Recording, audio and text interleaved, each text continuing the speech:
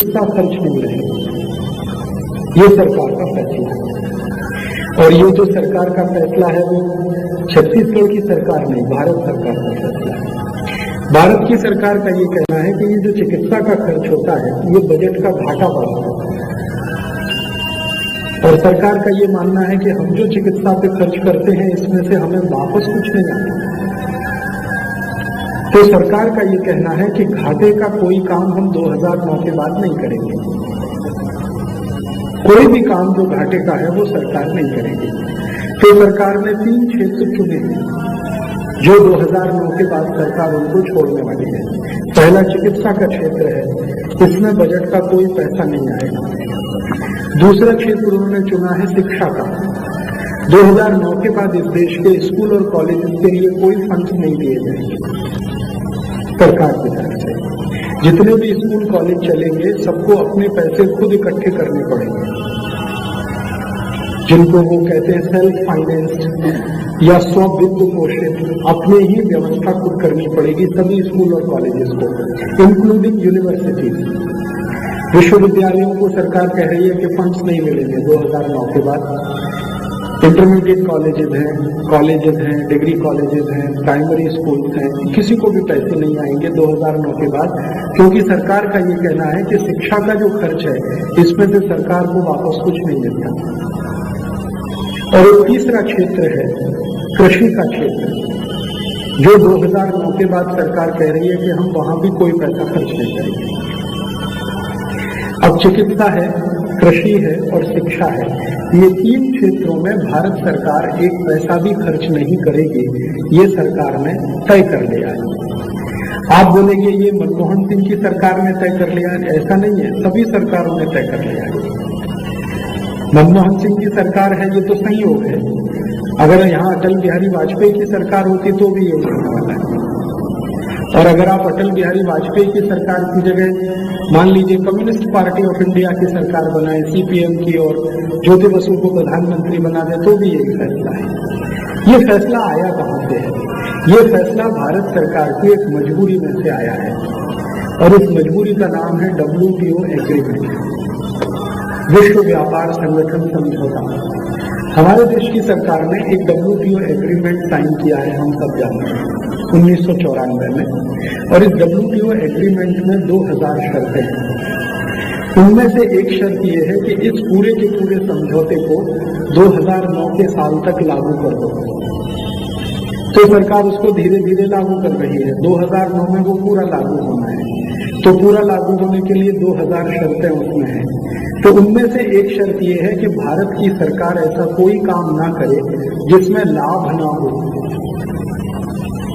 जिसमें रिटर्न ना हो, ऐसा कोई काम ना करे। क्यों? अगर सरकार ऐसा कोई काम करती है जिसमें लाभ नहीं होता, रिटर्न्स नहीं होते हैं, तो वो काम जो है बजट का घाटा बढ़ाता है, बजटरी डेफिसिट उससे हो जाता है, फिजिकल डेफिसिट बढ़ता है, रेवेन्यू डेफिसिट बढ़ता है, फाइनेंशियल डेफिसिट बढ़ता है। तो सरकार ऐसा कोई काम ना करे जिससे बजट का घाटा बढ़े। तो सरकार ने सूची बनाई है कि ऐसे कौन कौन से काम हैं जो हमको बंद करने पड़ेंगे। तो इसमें सबसे पहला काम है चिकित्सा का खर्च।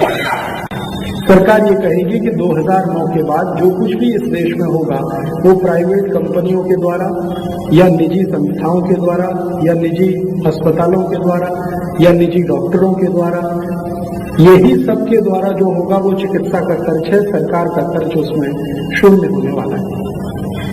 शिक्षा में वो ये कह रहे हैं कि जो निजी कॉलेजेस चल रहे हैं, प्राइवेट कॉलेजेस हैं, प्राइवेट इंस्टीट्यूशंस हैं, सिर्फ वही काम करेंगे। सरकार के द्वारा चलने वाले सभी कॉलेजेस और स्कूल्स को कहा जा रहा है कि आप 3 साल के अंदर अपनी व्यवस्था कर लें। बहुत सारे कॉलेजेस और स्कूल्स को फंड्स तो बिल्कुल बंद हो गए, और आपकी जानकारी के लिए नए स्कूल्स खुलना बंद हो गए। सभी राज्यों में नए स्कूल खोले नहीं जा रहे हैं।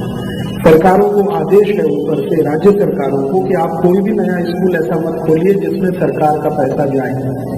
किसी को स्कूल खोलना है तो उसको कहिए तुम तुम्हारी ताकत से स्कूल चला सकते हो तो करो, सरकार उसमें कोई मदद नहीं करेगी। तो चिकित्सा, शिक्षा और कृषि में सरकार कह रही है कि किसान मरे या जिंदा रहे, हमें इससे मतलब नहीं है, किसानों के लिए हम पैसा खर्च नहीं कर सकते। तो अब सरकार के सामने दूसरा विकल्प क्या है? चिकित्सा शिक्षा ये तो बंद कर दो, इसमें सरकार का खर्चा मत करो, सरकार का खर्चा कहीं और करो जहां से इनकम हो। तो कहां करो? बड़े बड़े डिपार्टमेंटल स्टोर्स खुलवा दो, वहां से इनकम होने वाले हैं। तो शॉपिंग मॉल्स खोले जाएंगे, तो सरकार के पैसे से शॉपिंग मॉल्स खुलेंगे, डिपार्टमेंटल स्टोर्स खुलेंगे, होटल्स खुलेंगे, लेकिन स्कूल नहीं खुलेंगे। हॉस्पिटल खुलेंगे, लेकिन वो हॉस्पिटल नहीं खुलेंगे जहां 10 रुपए में आप दवा पाते हैं। हॉस्पिटल ऐसे खुलेंगे जहां 10,000 रुपए में आपकी चिकित्सा हो। एस्कॉर्ट खुलेगा, लेकिन सरकारी दवाखाना नहीं खुलेगा।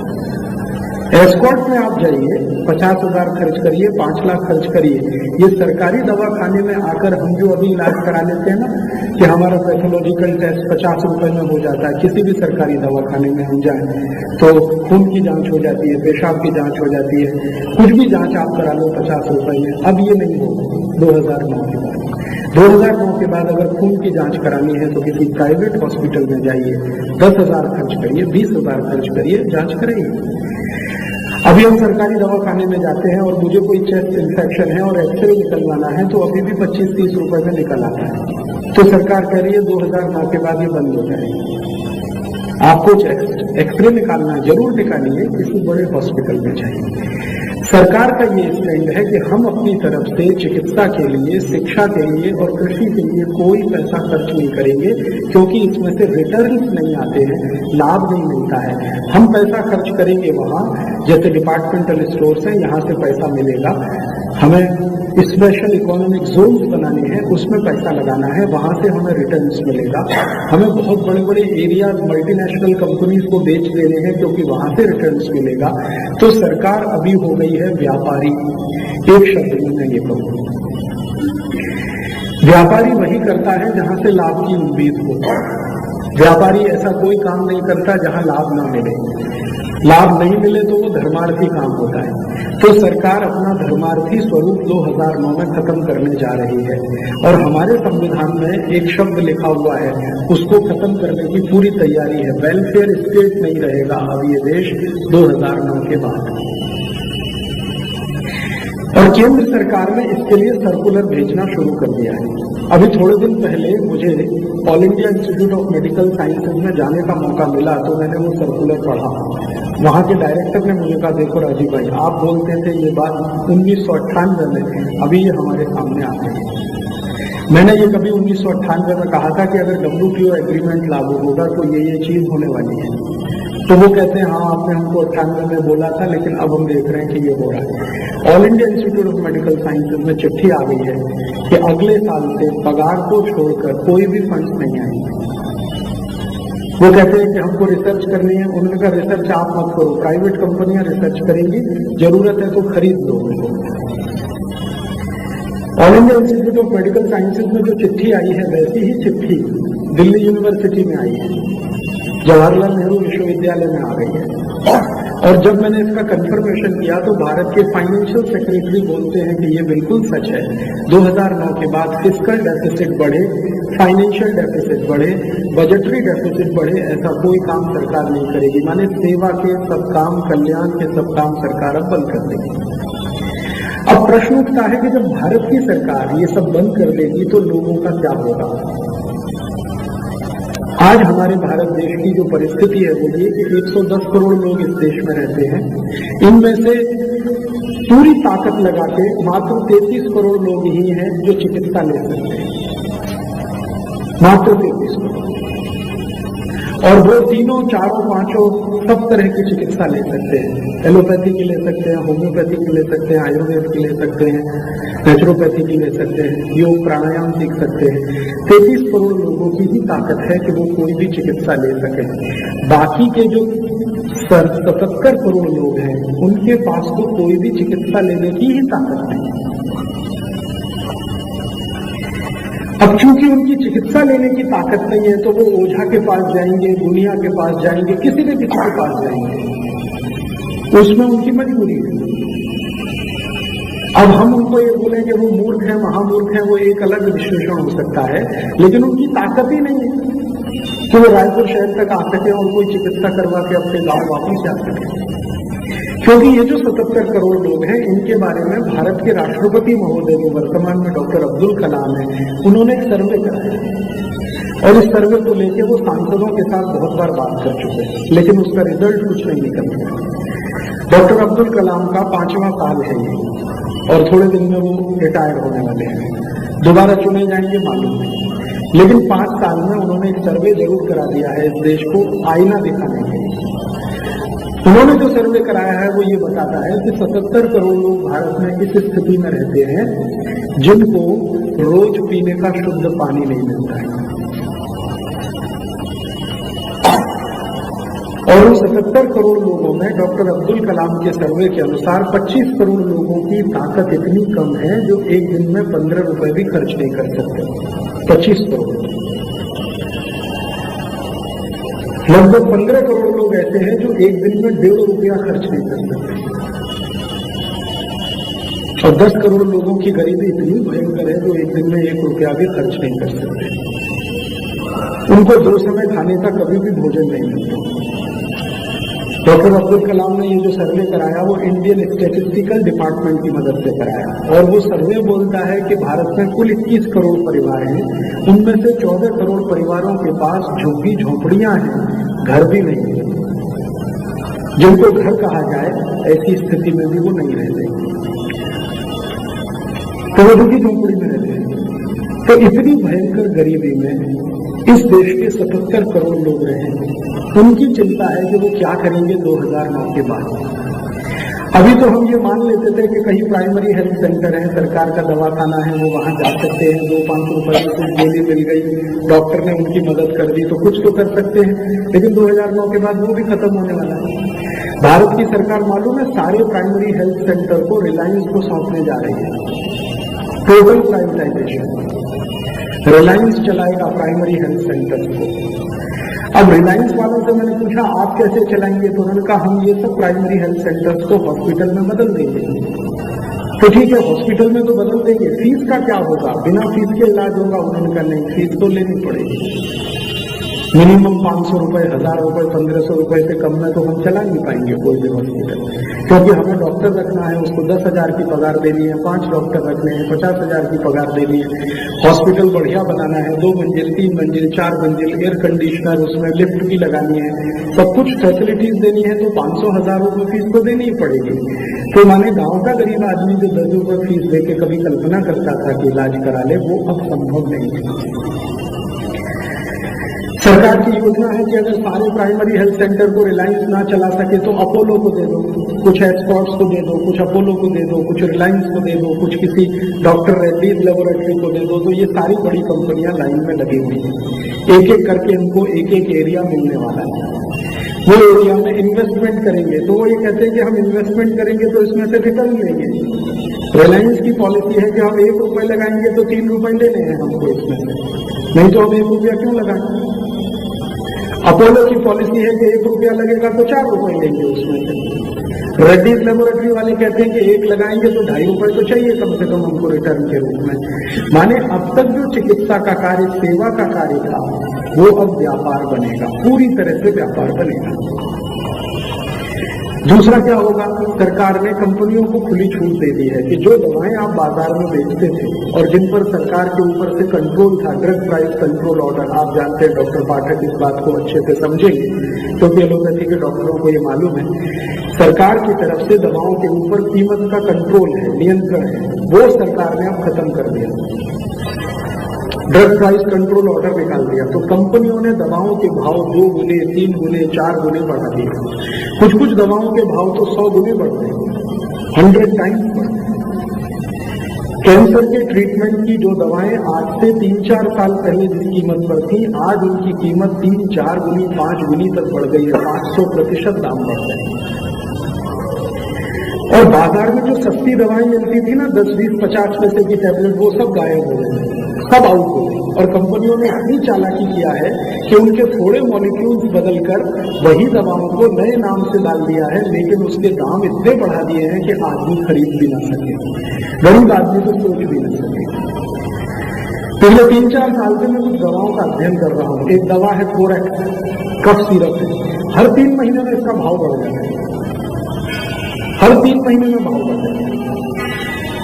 और मैं 4 साल में देखा है उसका भाव 650% बढ़ चुका है। कोरेक्स कफ सिरप का 650%। अब जो कंपनी ये बनाती है उनको मैं 20वीं चिट्ठी लिख चुका हूं कि आप मुझे इसका कारण बताइए कि हर 3 महीने में आप इसका भाव क्यों बढ़ाते हैं। कहते जी डिमांड बढ़ रही है, तो डिमांड बढ़ रही है तो भाव क्यों बढ़ा रहे हो इसका? तो कहते हमें मालूम है ये दवा क्या क्या काम में आ रही है। जो दारूबाज लोग हैं ना वो भी पूरा गटागट पी रहे हैं। खांसी मिटाने के लिए तो पी ही जा रही है, लेकिन दारू पीने वाले भी पी रहे हैं, तो वो भाव बढ़ाते जा रहे हैं, मुनाफा उनको मिल रहा है। कोरेक्स बनाने वाली कंपनी बोलती है कि हमारी 50 दवाओं के धंधे को बंद करके हमने ये कोरेक्स चालू कर दिया। तो कंपनी भी बाजार में उतरी है व्यापारी बन के। अब उसके दिमाग में सेवा नहीं है, उसको पैसे कमाने हैं। और सारी बड़ी बड़ी विदेशी कंपनियां इसलिए आ रही हैं जिनसे ये दरवाजे खुले हैं। तो कंपनियां व्यापारी, सरकार भी व्यापारी, और डॉक्टर तो व्यापारी है ही, जो आप थोड़ी देर पहले स्वीकार कर चुके हैं। डॉक्टरों में व्यापार करने की प्रवृत्ति इतनी जबरदस्त हो गई है जिसका उदाहरण सुनो देखो तो शर्म से सिर झुक जाता है कि कोई बेचारा आ गया पेट के दर्द का मरीज, उसको दे दिया एनेस्थीसिया, लेटा दिया, किडनी काट के निकाल लिया, 2 लाख रुपए में बेच दिया। अब डॉक्टर के यहाँ जब किडनी काट के निकाल के बेच दिया 2.5 लाख रुपए में, वो मरीज सीधा साधा भोला भाला, उसको कुछ पता नहीं, उसने तो ये सोच के ऑपरेशन कराया कि पेट का दर्द ठीक होगा। मालूम नहीं है कि डॉक्टर ने किडनी काट के निकाल दिया। अब उसको 10-12 साल पता भी नहीं चलता, क्योंकि एक ही किडनी से काम चलता रहता है। 10-12 साल बाद पता चला, कोई डॉक्टर ने बताया तुम्हारी तो एक किडनी ही नहीं है। तब वो सोचता है कि ये गई कहाँ। तब वो बोलता है मैं किसी डॉक्टर के पास गया था, मेरा ऑपरेशन हुआ था, तो निकाल लिया उस डॉक्टर ने, अब करोगे क्या, और बेच दिया उसने 2.5 लाख। इस लेवल के व्यापारी हैं डॉक्टर। व्यापार भी होता है ना, उसकी भी एक गरिमा होती है, ये तो गरिमा के भी नीचे उतरे हुए हैं। बेचारी कोई भी भोली भाली सीधी सादी गांव की महिला आ जाए गर्भावस्था में, बिना सीजर उसका अगर बच्चा पैदा हो जाए तो डॉक्टर मानता है कि मेरी तो नाक ही कट गई, जो नॉर्मल डिलीवरी हो गई। सीजर तो होना ही चाहिए, जबरदस्ती होना चाहिए, कंपल्सरी होना चाहिए। तो डॉक्टर व्यापारी, सरकार व्यापारी, कंपनियां व्यापारी। फंस गया तो ये बेचारा कस्टमर, या आप उसको कहिए ग्राहक, या अच्छे शब्दों में कहिए भारतीय नागरिक। जो देश का नागरिक है वो तीनों व्यापारियों के बीच में फंस गया। वो करेगा ये इलाज कैसे कराए, चिकित्सा कैसे पाए। इस विषय पर डॉक्टर अब्दुल कलाम के साथ घंटों हम लोगों ने मगजमारी की। जब उनका सर्वे खत्म हुआ ना, तो उन्होंने दिल्ली में एक मीटिंग बुलाई थी देश भर के लोगों को। मैं भी चला गया उसमें, मुझे भी बुला लिया कि अब बताओ क्या करेंगे, सरकार तो ये बंद कर देगी। और वो मुझे कह रहे थे कि अगर मैं भी प्रधानमंत्री हो जाऊं तो मैं भी यही करूंगा, क्योंकि WTO की कंडीशन है। WTO में अगर हम हैं तो हमको ये मानना ही पड़ेगा, या तो हम WTO छोड़ें, समझौता रद्द कर दें, तो फिर रास्ता हमारे लिए खुला है। उतनी ताकत अभी हिंदुस्तान के किसी नेता में नहीं है कि वो WTO छोड़ दे। कम्युनिस्ट नेताओं में भी नहीं है, उनसे भी बात करके हमने देख लिया। तो BJP, Congress, Janata Dal, CPM, CPI सब WTO के साथ में है। माने कोई भी प्रधानमंत्री आ जाए, मनमोहन सिंह को हटा दो, किसी को भी ला दो, वो WTO की शर्तें आने ही वाली हैं, तो सरकार तो इसमें से जाने ही वाली है। तो ये तीनों क्षेत्रों का 100% प्राइवेटाइजेशन होने ही वाला है। प्राइवेटाइजेशन का एक ही मतलब है, जिसके पास पैसे हैं उसको चिकित्सा मिलेगी, और जिसके पास पैसे नहीं है उसको कुछ नहीं होने वाला, वो मरेगा बिना दवा के। तो हमारी चिंता ये है कि जिसके पास पैसे नहीं है उसका क्या होगा। इस चिंता में ये परिचर्चा आयोजित हुई है, और ये यहाँ पहली बार हुई है ऐसा नहीं है। देश भर में मैं जगह जगह ये परिचर्चा कर रहा हूँ पिछले 1.5-2 साल से। सभी 35 के डॉक्टरों को बुलाना, उनके साथ बैठना, दिमाग लगाना, ब्रेनस्टॉर्मिंग सेशन करना, कुछ रास्ता निकालो इसमें से। तो कहते एक ही रास्ता है राजीव भाई, ये WTO रद्द करा दो। अब WTO रद्द करने के लिए भी तो हम हिंदुस्तान में कोई बड़ा अभियान चलाएं, लाखों करोड़ों लोगों को जन जागृति करके खड़ा करें सरकार के खिलाफ, वो मजबूर करे तो सरकार WTO कैंसिल करे। उसमें जितना समय लगेगा मुझे अंदाजा है, क्योंकि गांधी जी को इस देश को खड़ा करने में 45 साल लग गए, जबकि उनकी तपस्या हमसे कई गुनी ज्यादा है। उनकी तपस्या इतनी बड़ी थी कि अफ्रीका के हीरो होके आए थे इस देश में, तब भी 30 साल लग गए। 1915 से काम शुरू किया था और 1945 में जाके थोड़ा परिणाम दिखाई दिया था कि हाँ, भारत आजाद हो सकता है। हम तो उनकी चरणों की धूल के बराबर नहीं, ना हमारी इतनी तपस्या है, ना इतनी तेजस्विता है। तो गांधी जी को देश खड़ा करने में इतने साल लग गए, तो हमको कुछ समय तो लगेगा। WTO रद्द कराना हो और जो कराना हो, तात्कालिक क्या किया जाए? तब दिमाग में एक प्रश्न आया, उसका समाधान अभी उनके व्याख्यान से हुआ। पांडे जी ने जो बोला ना कि इस भारत में जो चिकित्सा ले सकते हैं 33 करोड़, उनको जो मर्जी है वो करें। वो एलोपैथी में जाएं, होम्योपैथी में जाएं, आयुर्वेद में जाएं, नेचुरोपैथी में जाएं, रामदेव बाबा के पास जाएं, मुरारी बाबू, कहाँ जहां जाना है जाएं। 33 करोड़ है, उनके पास पैसे हैं, वो जहां जाना हो जाएं। लेकिन हमारी समस्या उन 77 करोड़ की है, वो क्या करें? या तो आप उनको छोड़ दीजिए कि वो ओझा के पास जाएं, दुनिया के पास जाएं, और ओझा और दुनिया उनका जो करना है करें, तो फिर हम रोएं क्यों उनके लिए? और या उनके लिए कोई वैकल्पिक व्यवस्था करें। तो हम लोगों के दिमाग में एक बात आ रही है कि कोई वैकल्पिक व्यवस्था अगर उनकी करनी हो, एक विकल्प तो ये है कि वो मरे मरे, हमसे क्या लेना देना।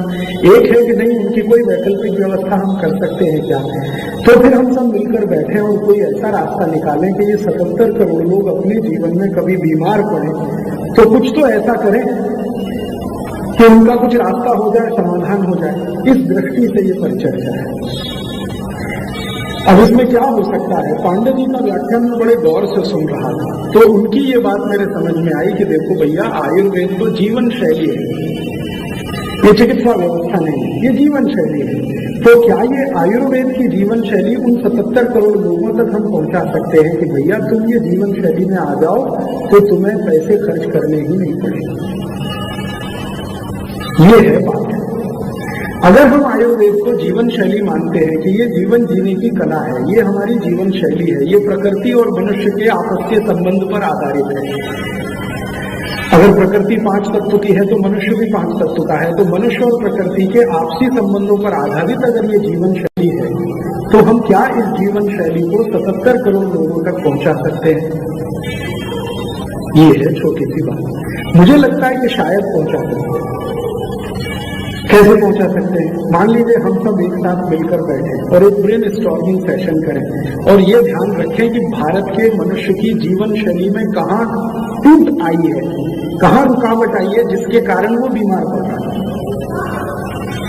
अगर हम ये ढूंढ लेते हैं तो हम शायद उसका समाधान उस तक पहुंचा सकते हैं, उसको बता सकते हैं कि देख भैया, तेरी जीवन शैली में ये गड़बड़ आई है, तो इस गड़बड़ को ठीक कर ले तो तू वैसे ही ठीक हो जाएगा, दवा की जरूरत ही नहीं है। तेरे पास भले पैसे नहीं है दवा खरीदने के, तू जीवन शैली कैसे जीनी है वो ही सीख ले। मान लीजिए इस जीवन शैली के कुछ प्रमुख तत्व हैं, तो वो प्रमुख तत्व 1, 2, 3, 4, 10, 20, 50, 100, 200, 500, 1000 हम लिख डालें, सरल भाषा में उनके पत्रक बनाएं, तमिल, तेलुगु, कन्नड़, मलयालम, उड़िया, बांग्ला, आसामी सब भाषाओं में बनाएं। करोड़ों की संख्या में इस देश में दानवीर हैं, उनके पास जाएंगे, भैया 10,000 पत्रक आपके नाम से, 20,000 आपके नाम से, 1 लाख आपके नाम से, 2 लाख आपके नाम से, नीचे लगे तो लाइन दे दो, नहीं तो ऐसे ही बोल दो।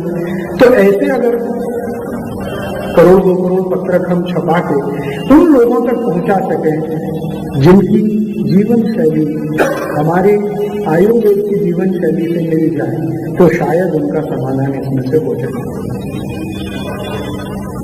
इसमें हम सब एक दूसरे के कॉम्प्लीमेंट्री हो सकते हैं। मान लीजिए आयुर्वेद कुछ बताता है, यूनानी कुछ बताता है, होम्योपैथी वाला भी कुछ बता सकता है कि ये चीज इसमें डाल दो, और एलोपैथी वाले भी कुछ बता सकते हैं कि हाँ ये चीजें कुछ इसमें आ जाए, तो वो एक कंप्लीट बन जाए। और वो 1 पन्ने का हो, 2 पन्ने का हो, 4 पन्ने का हो, 10 पन्ने का हो, और वो हम छपा के निःशुल्क, बिना किसी शुल्क के, करोड़ों की संख्या में स्थानीय भाषाओं में उन तक पहुंचाएं जिनको उसकी जरूरत है, और पहुंचाने का काम करें। उसके साथ साथ उस पर उनसे संवाद हो। जैसे गांव-गांव में राम कथाएं होती हैं, ठीक है, बहुत अच्छा है। महाभारत की कथाएं होती हैं, 60 साल से चल रही है राम की कथाएं, महाभारत की कथाएं। मैं भी बचपन तो सुनता रहा हूं, आप सब सुनते रहे हैं। तो ये राम कथा कहने वाली और कृष्ण कथा कहने वालों को कहा जाए, भैया ये स्वास्थ्य की कथा भी कह दो जरा इसको। राम की कथा वो सुनते हैं, पता नहीं दूसरे राम पैदा होंगे भी नहीं होंगे। कृष्ण की कथा सुन रहे, दूसरे कृष्ण होंगे भी कि नहीं होंगे मालूम नहीं है, लेकिन ये स्वास्थ्य की कथा कह दिया तो उसका जीवन तो सुखी हो जाएगा।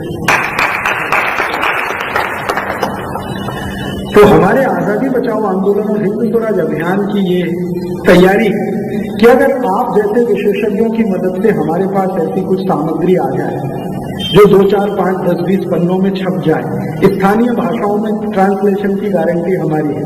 देश भर में भीख मांगेंगे उसको छापने के लिए, वो भी जिम्मेदारी हम लेते हैं, पहुंचाएंगे भी हम, लेकिन वहां तक वो बात पहुंच जाए, उसको ये मालूम हो जाए कि जीवन में ये करने से मैं स्वस्थ हो जाऊं। और इस विषय पर पिछले 2-3 वर्षों से मैं जितने विशेषज्ञों से मिला, जैसे एलोपैथी के कई विशेषज्ञ मुझे बोलते हैं कि राजीव भाई 90% बीमारियां साइकोसोमेटिक हैं। इसका मतलब तो ये हुआ कि अगर 90% बीमारियां साइकोसोमेटिक हैं तो वो बिना दवा के ठीक हो सकती। 90%। अगर 90% बीमारियों को बिना दवा के एलोपैथी वाले ठीक कर सकते हैं तो फिर आयुर्वेद वाले पीछे क्यों रहे, होम्योपैथी वाले पीछे क्यों रहे, तो यूनानी वाले क्यों रहे? और ये सब मिलके हो सकता है सबको ही ठीक कर ले, 1% छोड़ के। एक्सीडेंटल केसेस को छोड़ दिया जाए तो हो सकता है सभी को ठीक कर ले, सभी के पास कुछ ना कुछ विशेषज्ञता है। तो आप सब विशेषज्ञों की मदद से हमको एक पत्रक बनाना है। देखिए ये आज की परिचर्चा का मूल उद्देश्य ये है, एक पत्रक बनाना है, चाहे बुकलेट कहिए चाहे पत्रक कहिए, वो हमें इस हिसाब से बनाना है कि 77 करोड़ लोग जो कोई दवा नहीं खरीद सकते इस देश में और 2009 के बाद खरीद भी नहीं सकेंगे, उनका क्या होगा, उस दृष्टि से हम वो बनाएंगे। और उसमें 10, 20, 50, 100, 200 बातें लिखें। लिखने के बाद उन तक उनकी भाषा में पहुंचाएं। तो रामकथा कहने वालों की मदद से कि भैया ये स्वास्थ्य कथा कह दो, महाभारत कथा कहने वालों की मदद से ये थोड़ी सी कथा कह दो। मुरारी बाबू को मैं जाके कभी भी निवेदन करूंगा, वो मान जाएंगे कि 10 मिनट इसी पे बोल दो। आसाराम बापू को कहूंगा आप भी बोल दो, रामदेव जी को बोल ही रहे हैं। ऐसे जैन संतों से हम कहें, जैन संतों के कई संप्रदाय हैं, दिगंबर हैं, श्वेतांबर हैं, मूर्ति पूजक हैं, डेरावासी हैं, उनको हम कहें। इस्लाम को मानने वाले जो उनके उलेमा हैं, मौलाना हैं, जो रोज मस्जिद में व्याख्यान देते हैं, हर शुक्रवार को तो मैंने सुने ही है कि बड़े बड़े व्याख्यान होते हैं, उनसे तो भैया ये स्वास्थ्य कथा भी कह दो थोड़ी सी, जो उसकी जिंदगी चलाने में मदद करती है। तो इस्लाम में या हिंदुओं में जो भी मुख्य हैं, जो समाज को कभी कभी दिशा देने का काम करते हैं, उनकी मदद से यही सब पत्रकों में लिखी हुई बातें रोज रोज बोलना सुनना, तो ये बैठ जाएगी दिमाग में, ये बैठ जाएगी तो शायद वो अपने स्वास्थ्य का खुद हल निकाल देगा। मुझे ऐसा लगता है कि भारत में 2009 के बाद चिकित्सा की शायद इतनी जरूरत नहीं, चिकित्सकीय ज्ञान की थोड़ी जरूरत हो सकती है। हेल्थ फैसिलिटीज नहीं चाहिए, हेल्थ एजुकेशन चाहिए। हेल्थ फैसिलिटीज जितनी हैं आगे भी बढ़े, ठीक है, चलती है, लेकिन हेल्थ एजुकेशन अगर मिलने लगे और सरल आसानी से मिलने लगे तो मुझे लगता है कि ये बहुत बड़ा काम हम कर पाएंगे। और संकट के समय में समाज की किसी समस्या का समाधान अगर हम नहीं दे पाए तो सभ्यता हमारी बेकार। संकट आ रहा है, हम देख रहे हैं 3 साल के बाद। अगर इस संकट में हम इस समस्या का कोई समाधान दे पाते हैं, वो आयुर्वेद की मदद से हो, यूनानी की मदद से, होम्योपैथी, एलोपैथी, योग, प्राणायाम, नेचुरोपैथी, किसी की भी मदद से हो या सबकी मदद से हो, तो हमारी तो इच्छा वो है कि हम इस समाधान की तरफ बढ़ें। आप सभी रायपुर के निवासी यहाँ हैं, सुधी हैं, थोड़ा भी अगर आप इसमें कुछ मदद कर सकें तो करें। क्या मदद कर सकते हैं? मान लीजिए हम ये 20 पन्ने की एक पुस्तिका बनाते हैं या 10 पन्ने की बनाते हैं, तो इसमें ज्ञान के रूप में क्या डालना, उसमें आप एक मदद कर सकते हैं। और ये बनने के बाद हम आपको दे दें कि भैया ये बन गई है, ये उसका मॉडल है, आप उसको 10,000, 20,000, 25,000 अपने नाम से छपाओ, अपनी संस्था के नाम से छपाओ और वहां बांटो जहां चिकित्सा पहुंचती नहीं। मुझे ऐसा लगता है। एक वैद्य जी को अभी मैं मिला पुणे में, उनकी उम्र 84 साल की है। उन्होंने मुझे कहा देखो तुमको अगर ये काम करना है तो उन्होंने मुझे कहा बाघ भट्ट की 2 पुस्तकें पढ़ो, अष्टांग हृदय और अष्टांग संग्रह। तो मैंने पढ़ना शुरू कर दिया। अब वो पढ़ते पढ़ते मुझे उसमें से ऐसी अद्भुत बातें मिली हैं जो मैं मानता हूं कि अगर वही आदमी पालन करने लगे तो जिंदगी भर निरोगी रहे। उसमें से 3-4 बातें मैंने ले ली। एक जगह बाघ भट्ट जी लिखते हैं, संस्कृत में है, बड़ी सुंदर बात है कि ऐसा कोई भी भोजन मत करो जिसको सूर्य का प्रकाश और पवन का स्पर्श नहीं हुआ। हाँ, सूर्य का प्रकाश और पवन का स्पर्श नहीं हुआ हो, ऐसा कोई भी भोजन मत करो तो स्वस्थ रहोगे। तो जिस दिन मैंने ये पढ़ा, आज से 2 साल पहले की बात है, मैंने 2 साल से सोचना शुरू किया कि ये चक्कर क्या है, सूर्य का प्रकाश और पवन का स्पर्श। तो बहुत दिन के बाद समझ में आया कि फ्रिज में रखा हुआ भोजन मत करो, क्योंकि फ्रिज एक ऐसी चीज है जिसको ना सूर्य का प्रकाश मिलेगा ना पवन का स्पर्श मिलेगा। तो मैंने 2 साल से फ्रिज की चीजें खाना बंद कर दिया और उसका मुझे अपने जीवन में इतना लाभ हुआ है जो मैं किसी को भी जोर जोर से चिल्ला के बोलता हूं कि भैया फ्रिज का पानी कभी मत पीजिए। फ्रिज की रखी हुई कोई चीज मत खाओ। मेरे यूरोप और अमेरिका में बहुत दोस्त हैं, क्योंकि मैं बहुत घूमता रहा। मैंने उनको भी बोलना शुरू किया और उनकी भी समस्याएं हल हो रही हैं। मैं जब भी यूरोप जाता हूं तो मैं देखता हूं कि उनकी एक बहुत भयंकर समस्या है। कोई भी यूरोपियन और अमेरिकन आदमी सवेरे जब टॉयलेट रूम में जाता है तो 1 घंटे के पहले बाहर ही नहीं आता, एवरेज कभी कभी 2 घंटे। और उनको पूछो भैया करते क्या हो तुम 2 घंटे टॉयलेट रूम में? तो कहते जी न्यूज़पेपर पढ़ते, मैगजीन पढ़ते। क्यों पढ़ते? स्टूल पास नहीं होता, पेट साफ नहीं होता। कई बार कहते जोर लगाते हैं फिर भी नहीं होता। गाना भी गाते हैं, मेरे सपनों की रानी कभी आएगी, आती नहीं। 2-2 घंटे बैठते हैं और उसका दुष्परिणाम यह है कि उनके मुंह से बदबू आती है, शरीर में से बदबू आती है। शरीर की बदबू को छुपाने के लिए डिओडोरेंट स्प्रे करते हैं, मुंह की बदबू को छुपाने के लिए माउथ फ्रेशनर स्प्रे करते हैं। तब समझ में आया कि ये उनकी मजबूरी है, स्टेटस सिंबल नहीं। फिर मैंने कहा फ्रिज का पानी बंद कर दो और किया, और 7वें दिन से पेट साफ होने लगा। तो मुझे लगा अष्टांग हृदय में बाघ भट्ट का लिखा हुआ एक सूत्र शायद करोड़ों लोगों की मदद करे। तो इस तरह की कोई एक छोटी सी पुस्तिका बने, पैम्फलेट बने, हम सबकी मदद से करोड़ों तक पहुंचे। इस दृष्टि से ये गोष्ठी का आयोजन है। हम इसमें जो कर सके करें। इसी भावना के साथ आभार, धन्यवाद। मगर यहाँ पे कुछ व्याख्यान सुना, सब कुछ सुनने के बाद एक मन में आशा हुई कि मैं भी अगर कुछ चाहता हूँ और जानता हूँ उसे भी मैं यहाँ बोल दूँ। मन में ऐसा न हो कि मैं कुंठित रह जाऊँ कि मैं कुछ बता ही नहीं पाया। मैं अपने छत्तीसगढ़ राज्य आंदोलन में इसलिए जुड़ा कि मैं बचपन में सुना करता था, जब ट्रेनों में या बसों में या कहीं सफर करने जाते थे, मैं ज्यादा अपने बुजुर्गों के साथ, तो रायपुर शहर को लोग इसलिए जानते ही नहीं थे, उसको बताना पड़ता था भैया ये विद्याचरण शुक्ल का लोकसभा क्षेत्र है, यहाँ से वो चुनाव जीतते हैं। आसपास के व्यक्तित्व में एक बहुत बड़ी चीज थी वो, यहाँ पे टेलीविजन भी था, उनके मार्फत आया, और एक भिलाई स्टील प्लांट जो इस क्षेत्र की महान उपलब्धि थी, उस भिलाई के नाम से मुझे रायपुर बताना पड़ता था। इस जिज्ञासा को मैंने समाप्त किया इस तरह बचपन में, और उसके बाद जब एक सबसे वहां तक पहुंचा, क्योंकि वहां पे आनंद कुमार, उदय राम सिंह चौहान, प्रेम शंकर जी गोटिया, आकाश शर्मा वगैरह वगैरह महान नेतागण थे। हरि ठाकुर साहब का मुझे विशेष आशीर्वाद मिला, और मैंने प्रण किया कि अपनी दुकान पर वापस तब आगे बैठ जाऊंगा जब तक छत्तीसगढ़ राज्य को शांतिपूर्वक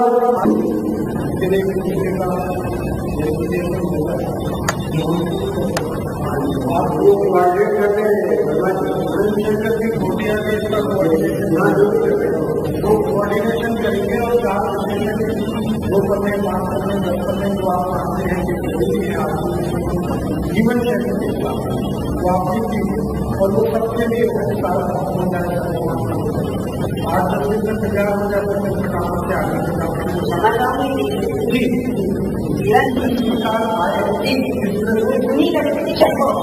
आप अगर लगा ऐसी दृष्टि से घोटिया की कोऑर्डिनेशन करें, 15-20 दिन में ये तैयार हो जाए। और भी बातें अलग अलग जगह हो रहा है, तो यहाँ का भी आ जाएगा तो वहाँ का भी आ जाएगा, मिलकर दूर हो जाएगा। कुछ ऐसे स्लोगन हो जैसे बोलते हैं ना, पैर गरम पेट, ये सब चीजें सही हो जाए। स्लोगन तो देने पड़ेंगे।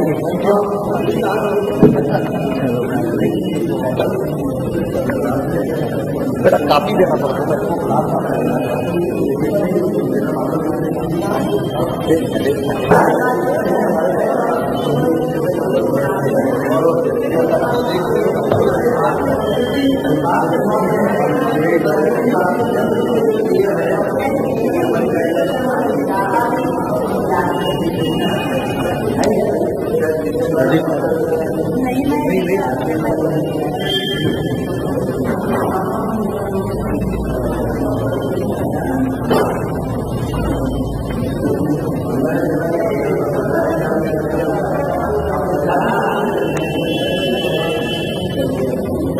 तो 8-10 दिन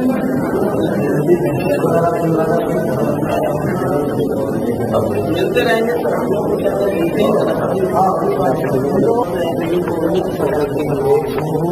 तो आपके जो सिलसिलेवार जो मैंने बातें सुनी